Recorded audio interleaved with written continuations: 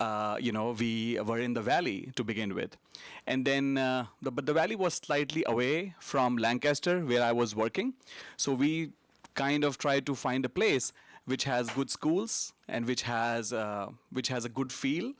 And we basically just looked at the map and saw that, okay, from Lancaster to Valley, which is the best place in the middle.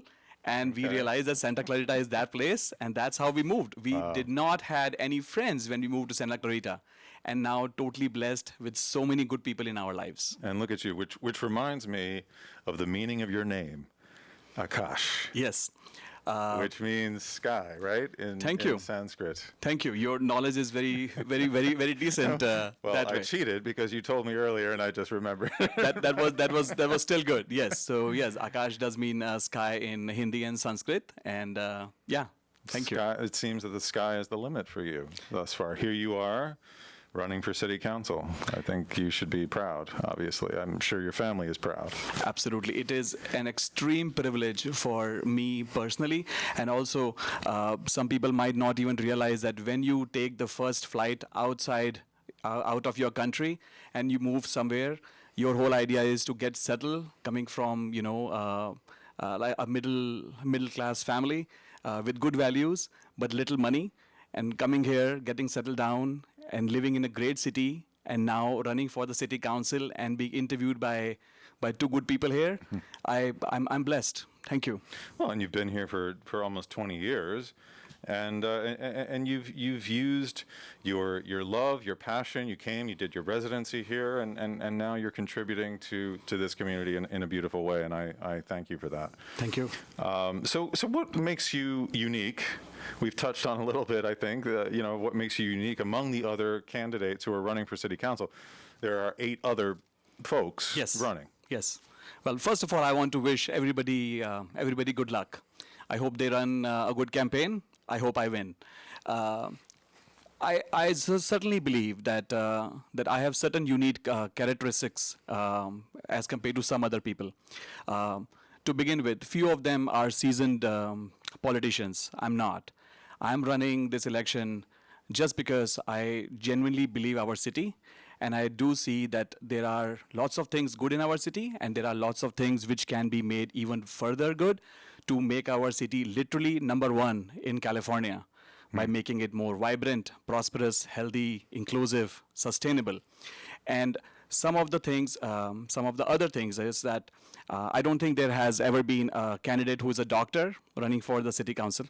And I think being a doctor, especially a psychiatrist, an MD, gives you a different outlook.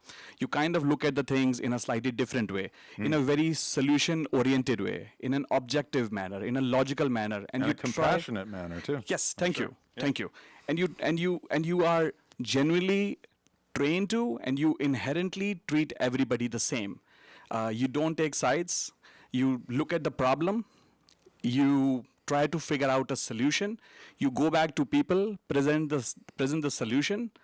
Again, go back on the board to try to figure out, okay, what exactly is what people are looking for, and then solve the problem, and then move on to the next one. Yeah, and dealing with inmates on a daily basis, I'm sure and their difficult issues that they must be facing, probably puts a lot of things in perspective for you as well, I would imagine. It does. It is a very challenging job, but at the end of the day, when you resolve certain issues, which people initially think that nobody can resolve them, and once you kind of figure it out, okay, how to kind of make inroads, how to make a rapport with the people, especially the ones who have different views than yours, but if you consistently talk in a logical and a compassionate manner, then you can bring a lot of people on the table with different interests and try to find the common grounds. As I have heard the name of that. and we certainly need that in spades right now. That is such an important issue, I believe. I mean, and I think also you have a unique perspective as an immigrant, which I think helps with that compassion and that understanding and that wanting, that eagerness to see both sides, right?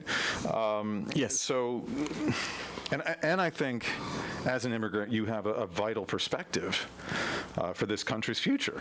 Do you think you can strike a balance between preserving where we've come from and preparing for where we're going? That is the way to go. I mean, absolutely. Look, I have friends with people who love the city and say that, you know what, we don't want to change even a single thing in our city because our city is perfect. I also know people who say that there is everything wrong in our city in terms of, whatever they talk about, it's all negative and everything is negative. And I genuinely believe that the reality is always somewhere in the middle. We are a good city, let's admit that. But there is a lot of potential to make it better. And we can only do that when we take what we have and we build on that. And we try to resolve the common sense problems, common sense issues of the people to promote our small businesses, to promote inclusivity in our city, to make it more prosperous, to improve the health of the people. Common sense things, which I genuinely believe a lot of people do not pay attention to. People generally just talk about one or two agendas, which does provoke a lot of emotions in people.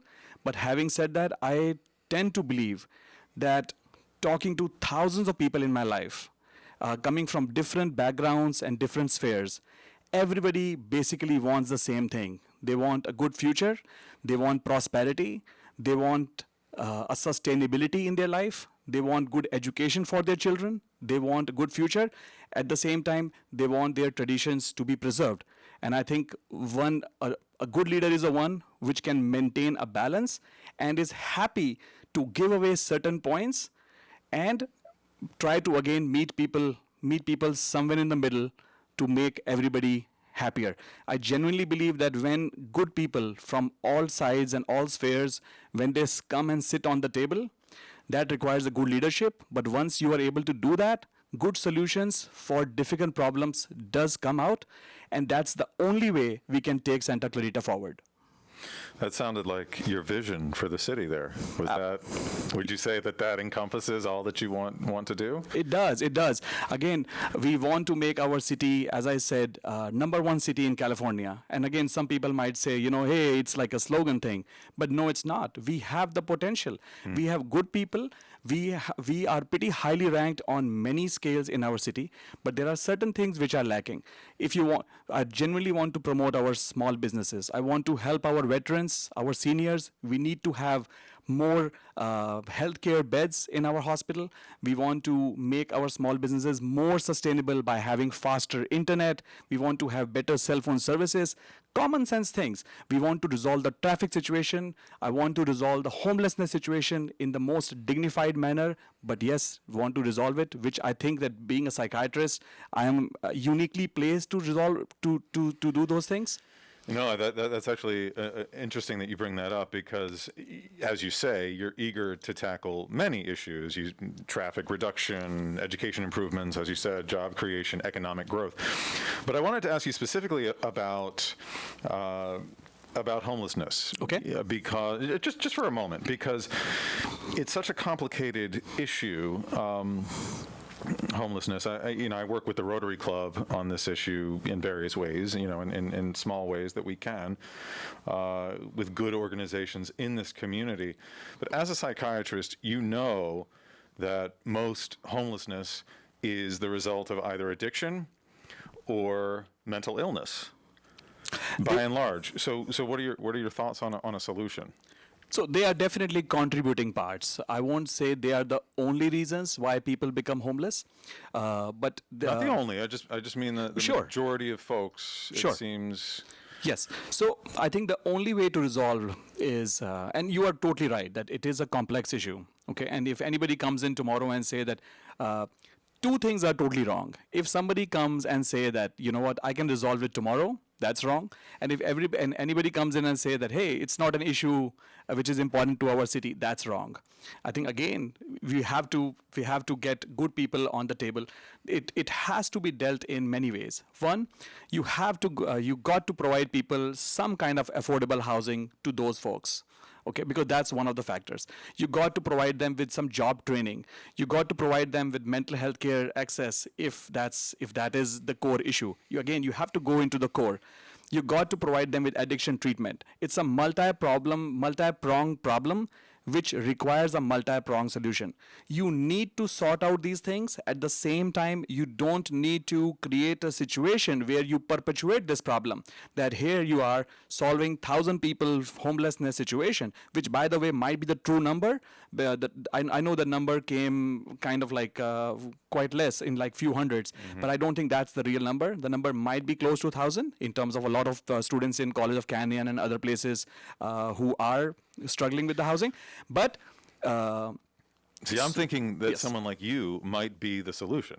Thank you. Because I feel like it really does take a doctor, it takes a psychiatrist to diagnose, and many, I'm saying like a network of folks like you who are willing to see people over Zoom or whatever it is to diagnose. Okay, this person needs an addiction program, a rehabilitation program. This person needs, some mental health guidance, this sort of thing. Jason, you're right. There are many good people in our city which are willing to work on this program. They require a right kind of team, a right kind of leadership, and I pledge to take care of this situation in the best possible dignified manner. I think I owe this to our city. Okay, well, when the time comes, let me know, and we can work on it together. Thank you. With the Rotary. Need the support. I know Mr. Louis Esbin, and he's a great guy. So course. I'll seek his help. He's one of the sponsors on this very show. Awesome. Near and dear to me. Okay. So I also read that you've pledged to donate all of your city council salary Yes. in its entirety to different charities and causes around town. Why did you decide to do that? Jason, I know some people might say that, look, this is kind of like a whatever, but I'll tell you my reason. So it's not a lot of money, okay?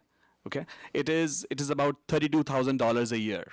Now it's a good amount of money for many reasons, Sure. and it helps when you donate that money. First, I want to make a statement that I am not in this for the money reason. No financial backing. I don't need that. I am blessed by God, and I'm very happy with that. But the main reason what it will do is, I'll give you an example. I am extremely passionate about education. I want to promote education even in a bigger way than what it is right now. I know people take pride in Santa Clarita schools, but I think we can go even further up. I want to create some scholarships for our students as well as teachers. I want to get people to become more entrepreneurs in our city. Now, these are good plans, and when I go to city council, most likely I will be able to get them. But what the donating of the salary might do is, it might give a kickstart to this program. For example, I might be able to create a scholarship for, let's say, in the name of Gracie and Dominic.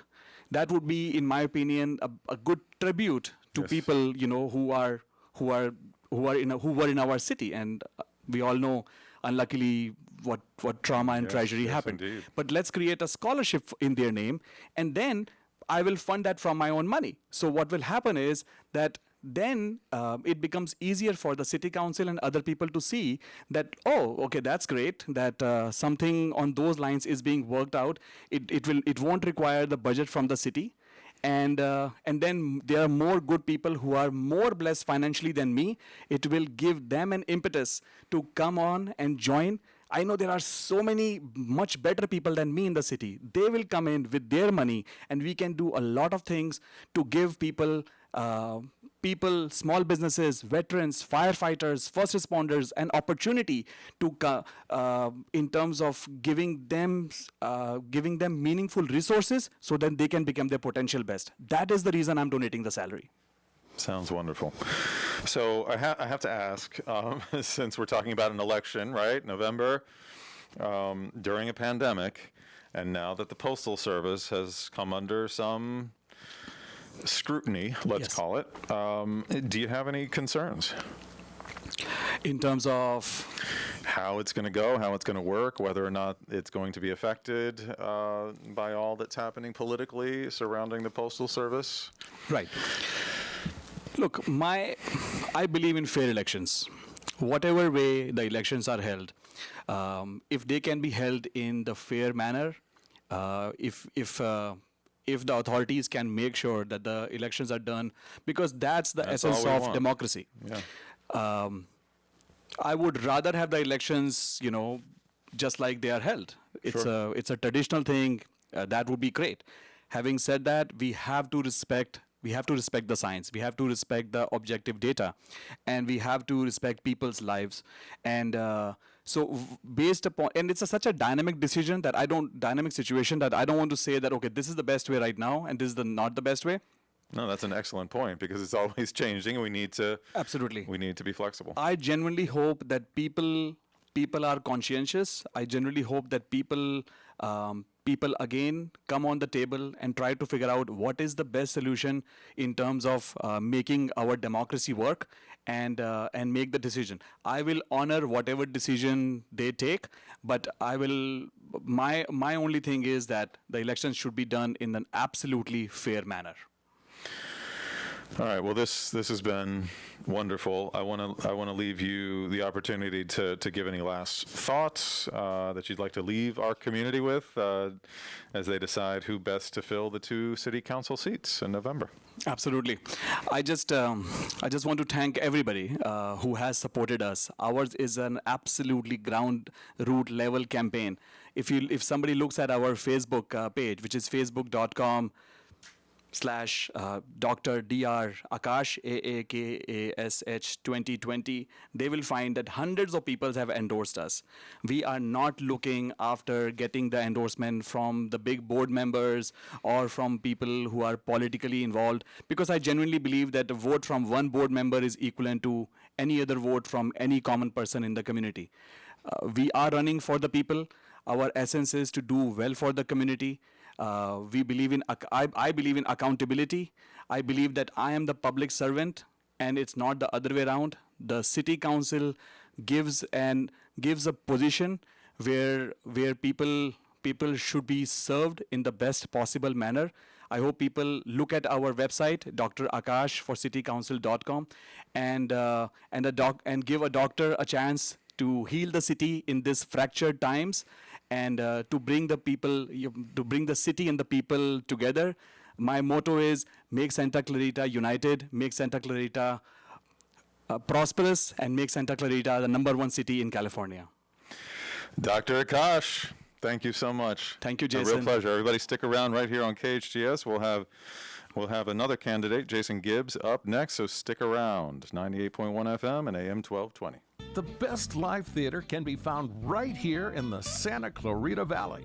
The Canyon Theater Guild has been entertaining audiences for decades with top quality musicals and plays. Located on Main Street in Old Town Newhall, CTG also offers workshops for the young actor in your family. For more information, call the box office at 799-2702 or go online to canyontheater.org. Save water and save money. SCV Water wants to help you find your fit and take advantage of conservation rebate programs that will help you save. Water your landscape more efficiently. Replace your lawn with water-wise plants. Conduct free in-home water surveys. Cover your swimming pool and more. Find the programs that fit your needs and start saving today. Visit conserve.yourscvwater.com to learn more. That's conserve.yourscvwater.com. At College of the Canyons, we are an inclusive community, a family, a partner, a leader, a way forward, an open door, an affordable education, an opportunity for a different tomorrow. Fall classes begin in August. The time is now.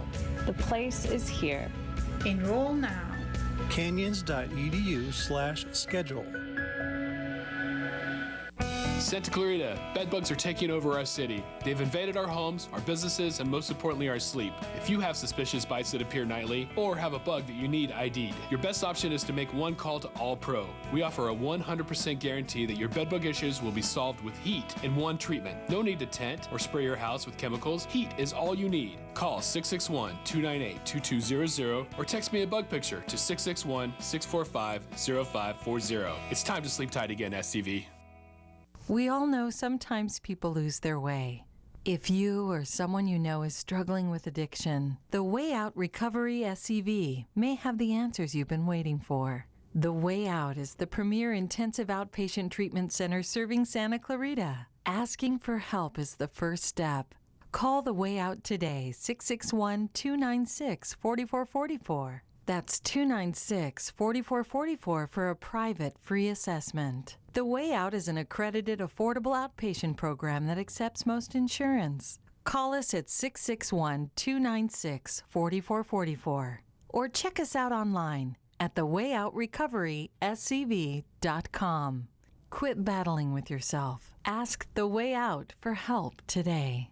Hi, I'm Eric Goldhurst, Head of Operations for Burger King North America. Throughout this time, we've taken steps to take care of our guests. And since we know many of your jobs have been affected by this crisis, we want to help make sure you're taken care of too. If you are looking for work, we are hiring. And there's a spot on our team for you. We know that we'll get through this together, as long as we keep taking care of each other. For more information, call 253-3283.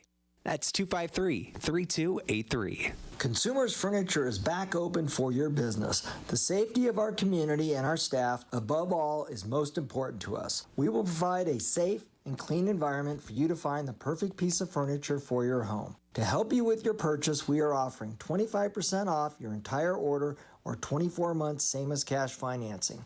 And for our awesome essential workers, we will deliver locally your furniture free of charge. Consumers Furniture is located in the Center Point Shopping Center below Sam's Club and Walmart. Thank you, KHTS, for keeping me posted with the latest on COVID-19. It's what we do. 98.1 FM and AM 1220.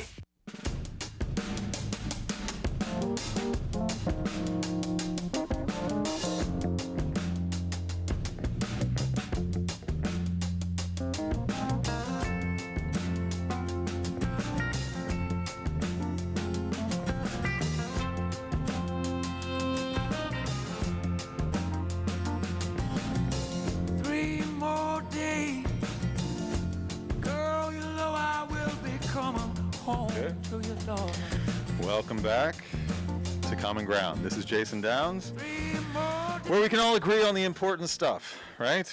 Very fortunate to have Mr. Jason Gibbs with us in the studio today. Welcome, sir. Thank you, Jason. Thank you. Yes, yes, indeed. Father, husband, engineer. That's it. Lifelong Californian, right?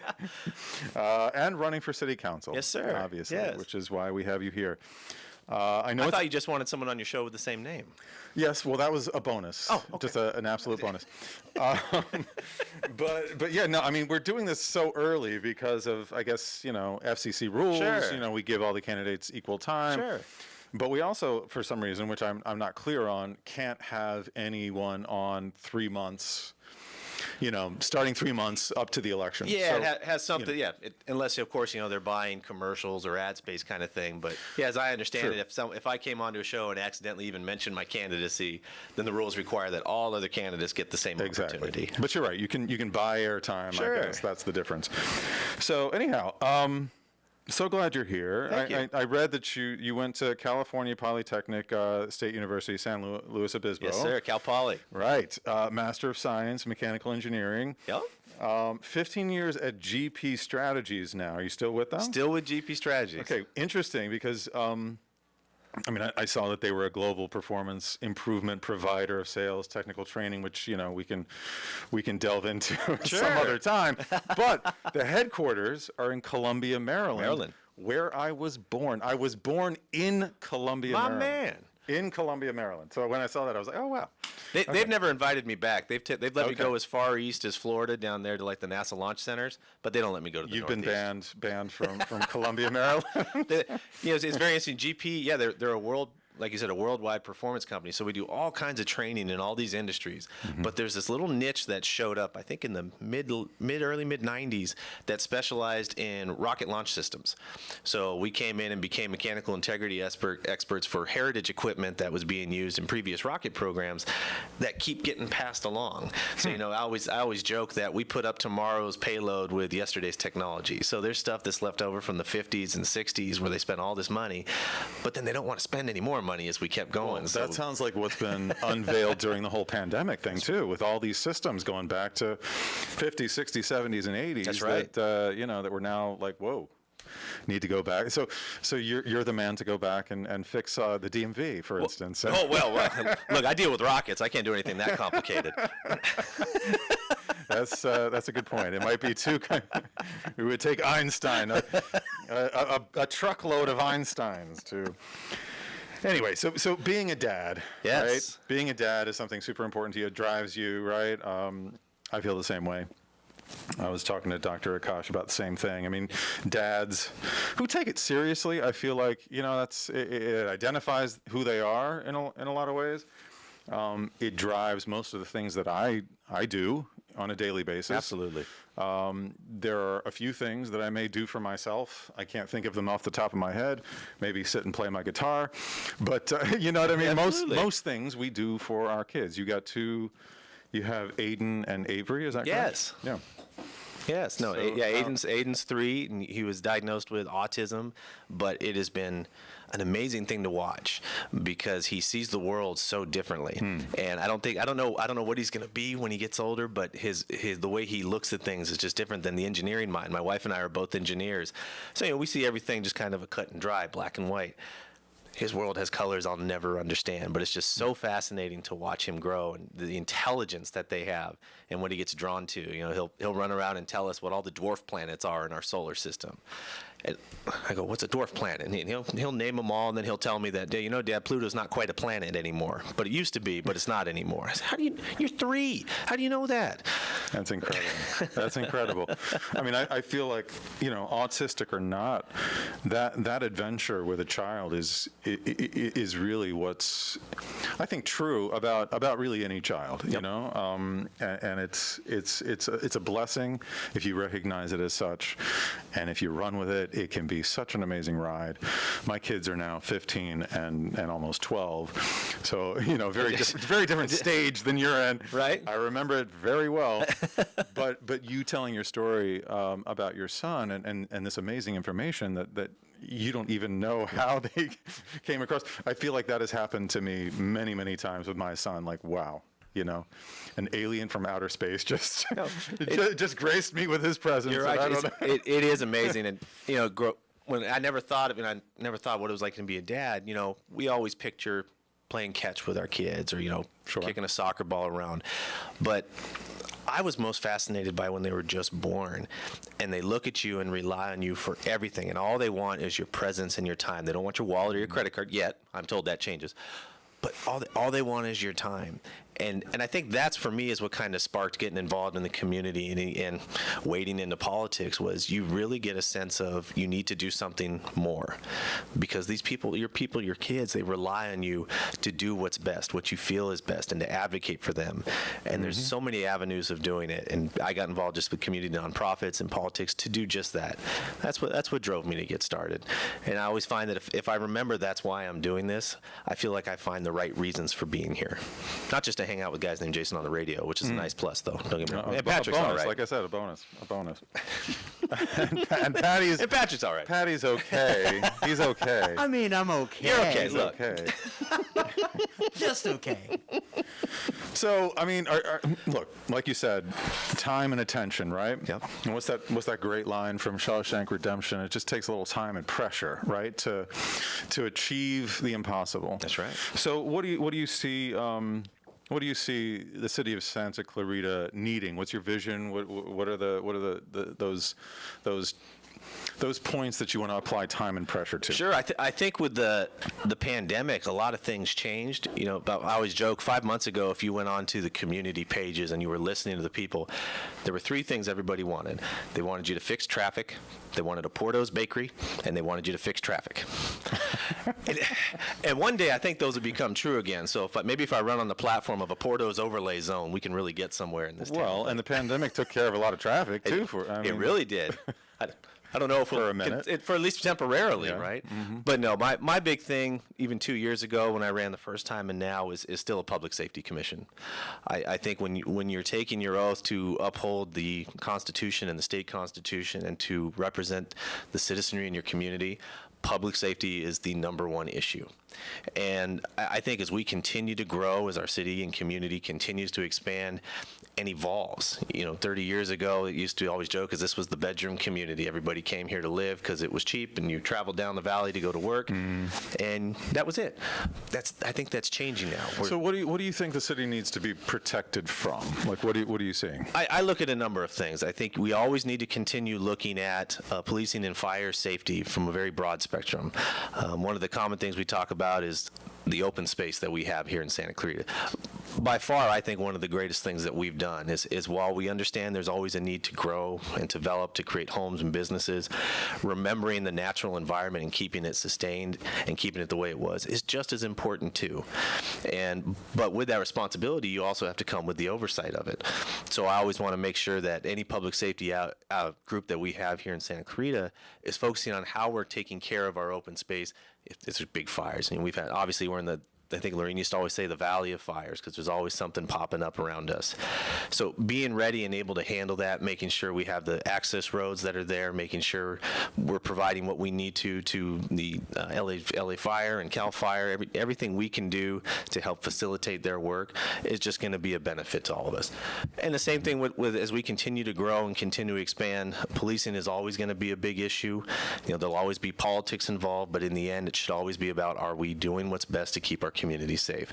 So I think a commission can start looking at not just geographically within Santa Clarita, but it can also look at the makeup of Santa Clarita to say, what is it that Canyon Country needs that isn't being provided, or that we feel like needs to be provided versus Valencia, versus, and in reality is even Castaic. It's one valley, one vision. So Castaic and Stevenson's Ranch and Newhall, it all plays. Everything will have its own little pocket of need. And I think a commission that's focused on making sure those needs are met and see what we think the needs will be 5-10 years down the road will be important to stay ahead of it and not just playing catch up. So does that or would that commission involve something to do with gun control? I know this is a big topic, but Saugus, obviously. Sure. Gun control-wise, that's an interesting one, because gun control in terms of what we can have here in Santa Clarita or what people are allowed to carry is all handled by LA County Sheriff. So even in my mind, we don't have the ability to tell the sheriff, hey, you need to allow more guns or restrict more guns. I think it falls out of our purview. Understanding and keeping on top of what our sheriff department is doing in terms of allowing concealed carry permits and what's happening at the legislative part of Sacramento and what they're doing with guns, it's important to always be aware of what's happening with it. But I don't think a commission would look to drive policy on it. Does the city council ever get involved in that sort of thing? Not that I've seen. Realistically, a city could take a position, write a memo, write a letter, ask the legislative body or those who really have the authority to affect change in certain fields to do something. But I don't believe the city has the ability. The reason I'm asking is so. because a lot of us have misconceptions about what the city council can and can't do. So right. I'm asking some of these questions to clarify of that course. Because some people are very, very emotional about this topic, obviously, because it happened in our backyard. Yeah. And so I think it's important that we know who has control over making a change or making a policy. So you mentioned that you volunteer a lot for a lot of the different charities, a lot of different causes around town. Does your wife ever give you a hard time? Like spend more of that time with me? No, absolutely. She understands it. It's interesting. She's not a political person. She follows it, but she's not really involved. Doesn't want to be involved in it. She enjoys her privacy in her life and just raising her kids. But she understands what drives me to do it. And she's been supportive of me from the beginning. And it was actually during the last campaign, when you get to the last 60 days of a campaign, it is non-stop. Whether you're doing, now it's going to be Zoom meetings, but you are always at an event, always shaking hands, always meeting people, always doing interviews, always talking. And you always have your day job too. We don't stop working just because we're trying to go for city council. So it was 18, 20-hour days.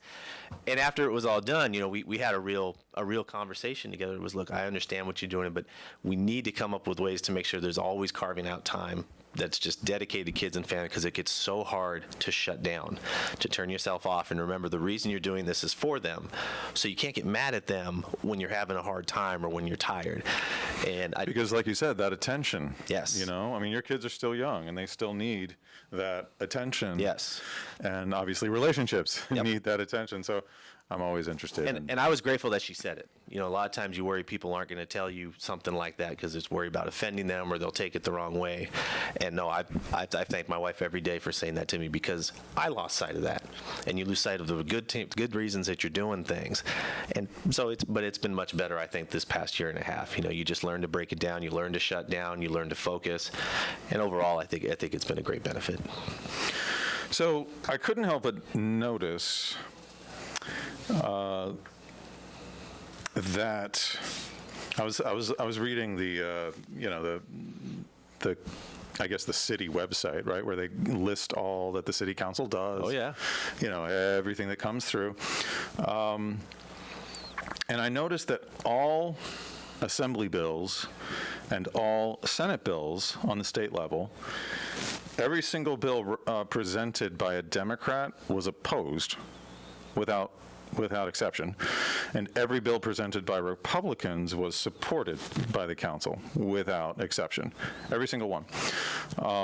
Now we're talking about bills that the legislative oversight group for the council actually reviewed and looked into, correct? Correct. Okay.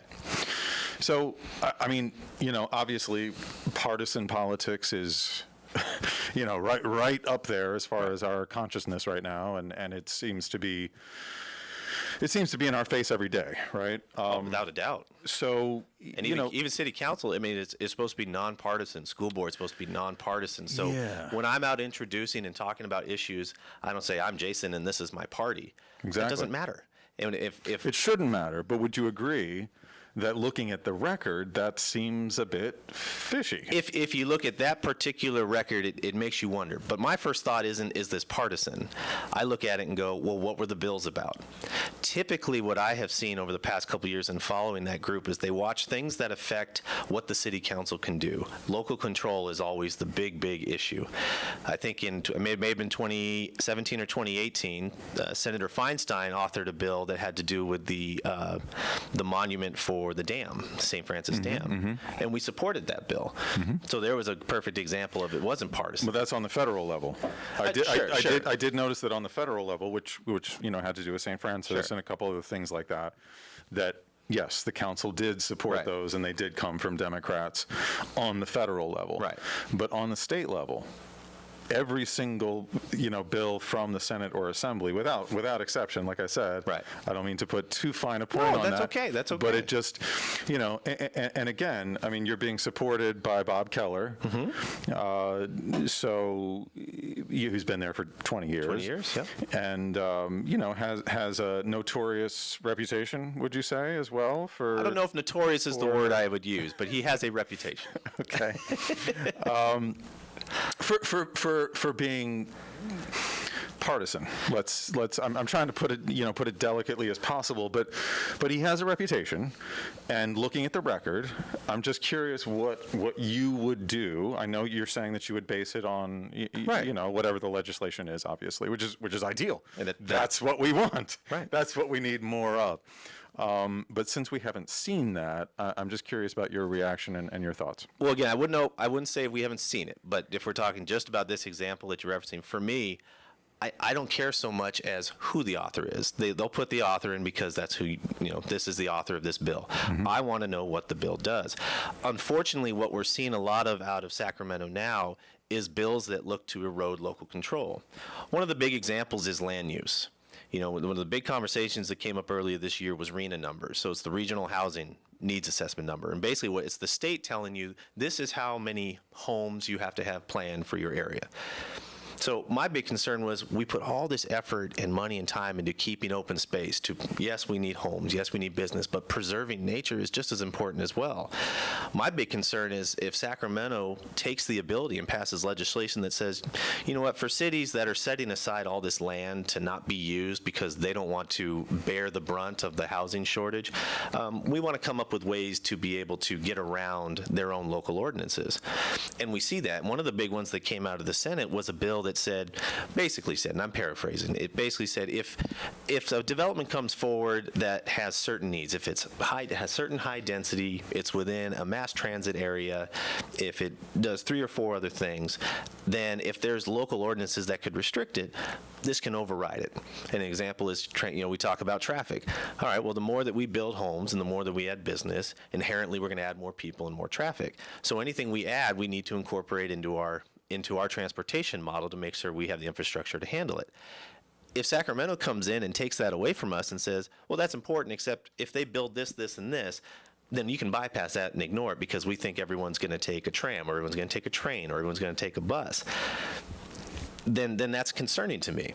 And I think a lot of the bills that you're going to see them take a stance on are going to be bills that directly affect what they're able to do and the city that they want to run. So I don't think that it's partisan, but I think the bills and the direction the state is moving right now and what they're doing at the Sacramento is kind of against the grain on what's helped create Santa Clarita into the great place that it is. So I think it's more a sign of the times and not a sign of just direct partisanship where we just look and say, are you a D or an R? Then I can help or can't help. I would love to believe that because I would love to believe that we are moving in that direction. And so you're basically saying that it's, from your perspective, it's an environmental issue, but it's mainly a city control issue. I think it's both. And I have big concerns. Like I said, one day they're going to look at all this open land and think, wow, well, what's going to stop? Why are we letting them have all that nice open space? We could do great things with their land. That's my concern. So as far as expansion, though, speaking of land and Santa Clarita growing, do you see that as a mainly positive thing? Or I think one of the first things I ever said at City Hall was during the appointment process in 2016. And I think, if I'm remembering right, my phrase was, I'm not opposed to growth, but we shouldn't grow too fast. And I think the reality is anything we do, it's just like in diets and just like in exercise, moderation. Yeah, there will always be a need for good projects. There will always be a need for people to have homes. But you can't just focus on your world like this. The world is bigger than just what you see in your eye straight in front of you. And I think as a council member, you need to recognize that. So when I say I don't talk about my politics, it's because when you're representing children or you're representing your community, the politics shouldn't matter. You should be able to display why you think this is good for the community, period. If somebody else wants to move it to a partisan line, you can't stop them. That's going to happen. And I'm not here to sit there and pound the desk and say, no, I'm not this just because of my party. I'm here to say, look, this is why I think this is good or bad for Santa Clarita. Here is why. And you don't call yourself a politician at this point, No, you got to right? be elected Obviously, to be one, don't you? Yeah, exactly. Well, I mean, but my point is nobody aspires necessarily to be a politician. They aspire to do something good for the community. They aspire to do something good for their children. You know, that's obviously why we get into something like this. Why a good person like you or Dr. Aakash gets into this in the first place, right? Yep. And I'm wondering if you have any insight, because obviously you are very familiar with the city council and they're very familiar with you. Do you see where that perhaps starts to change? Because we obviously see it on the national level, where things appear to be highly politically motivated. And I don't mean to harp on this, I'm just curious because, you seem genuine and bright-eyed and bushy-tailed. Thank you. Haven't been corrupted yet, right? Is that the phrase? Yeah. So, how do we safeguard against that? Have you noticed when and where that happens along the route? I mean, me personally, no. I mean, I've always tried to interact and be a part of people of all kinds of organizations where, like when I go to sit on the board with WISH, or I'm working with the Boys and Girls Club, or I'm helping, at the senior center, I never ask anybody at my table, I never ask anybody in the organization, hey, what are your politics? And that's the simple way to do this. You elect people who don't run on an ideological message. You don't run and say, I'm running because I want to flip city council blue. Well, then I got no time for you. If all you're interested is running for office because you don't like the other person's party, but you can't speak against their issues, or you can't speak against why you think their policies aren't good, or more importantly, and what I focus on is what you want to bring. What do you want to do? You talk about Bob Keller. One of the first things Bob ever told me when he supported me in 18 was, Jason, it's very simple. If when the chance comes that you are up on that dais and you're there at the city council, you do one thing. You listen to your community, you listen to staff, and you cast a vote that you think is best for this city. If you do it for any other reason, then you shouldn't be up there.